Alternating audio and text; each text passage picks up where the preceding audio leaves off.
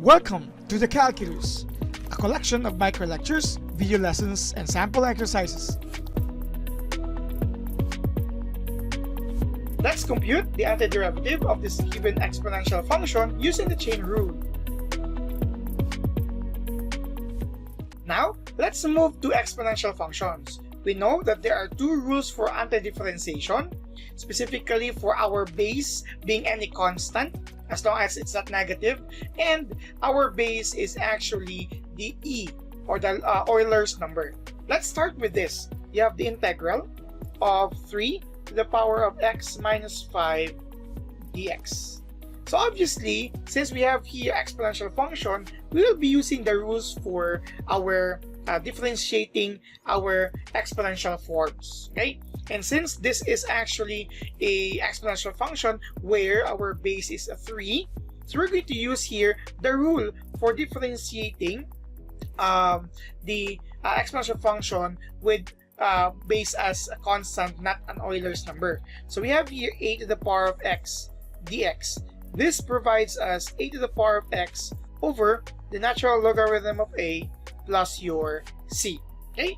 But this time, looking at our exponent, it's not just x, it's another function. So what we need to do here is to identify if that could be expressed as a composite function. Hence, we'll be using the chain rule that would use this rule as well later on. If we are going to let f of g of x be in the entire function 3 to the power of x minus 5, we can see that our f of x could be the base itself raised to just x. But the x there is another function, x minus 5. That's why it's a composite function when we change the exponent of x into a binomial expression, x minus 5. So this time, we'll be using the chain rule now.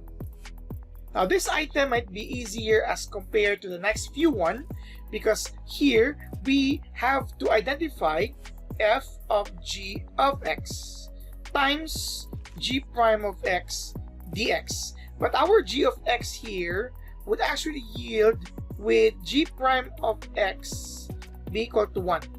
The derivative of x minus 5 is just 1.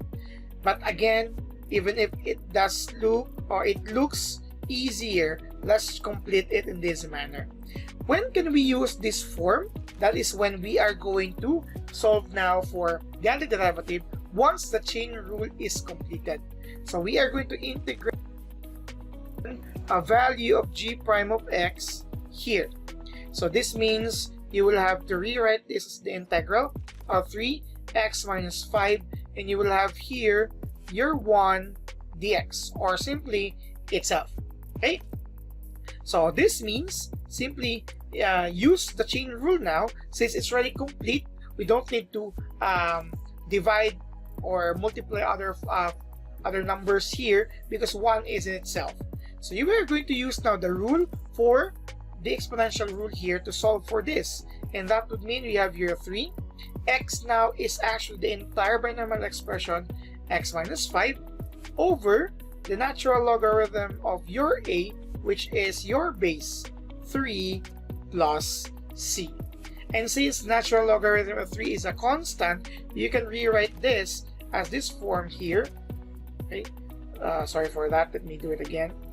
You will have here 1 over the natural logarithm of 3 as a constant times 3 to the power of x minus 5 plus c.